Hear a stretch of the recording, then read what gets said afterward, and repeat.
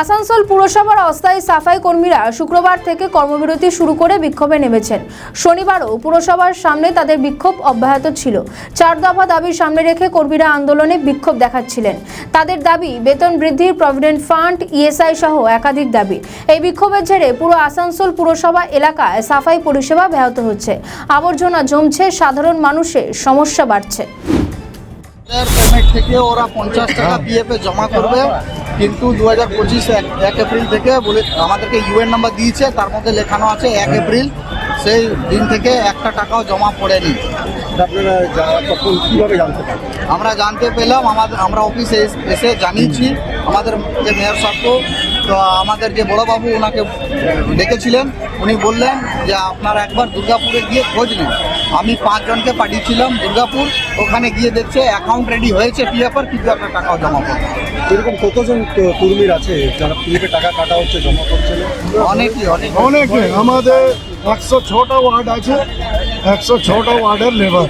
এই যে পিএফের টাকা আপনার জমা হচ্ছে না, কিন্তু আপনার কাছে মেসেজ আসছে না, মেসেজ কোনো মেসেজ কিন্তু টাকা কাটা হচ্ছে। হ্যাঁ, সব জানি। এই যে দেখুন ইউএল তারা কি বলছে? আমাদেরকে যা যা করতে বলেছিল সেগুলো করে দেখে দিয়েছি, একটা টাকা জমা পড়ে নেই। তাহলে বাধ্য হয়ে আমরা অ্যাপ্লিকেশন দিয়েছি। আমরা 20 দিন সময় দিয়েছিলাম, তার মধ্যে কিছু জানায়নি, আমাদেরকে যোগাযোগ করার কিছু ওরা চিন্তা ভাবনা করেনি। এই জন্য আমরা বাধ্য হয়ে সবাই এলাম। আপনার? আমার নাম রবি কুমার হারি।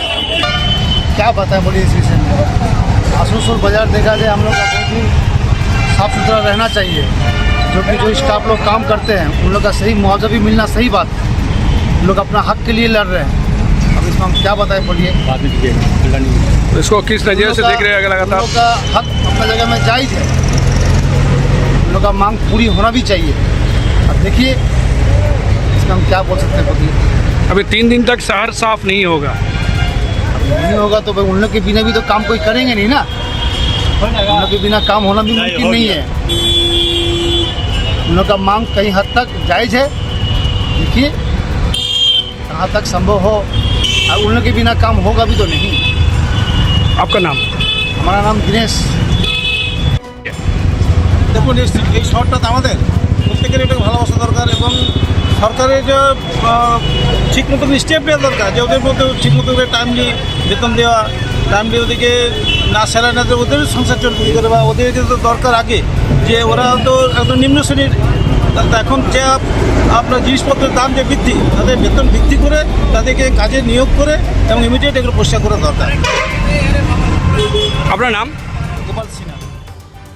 আমাদের ভিডিও ভালো লাগলে লাইক ও শেয়ার করুন। কমেন্ট সেকশনে আপনাদের মতামত জানান। আরও ভিডিও পেতে আমাদের চ্যানেলটিকে সাবস্ক্রাইব করুন এবং প্রতি মুহূর্তে খবরের আপডেট পেতে প্রেস করুন বেল আইকন।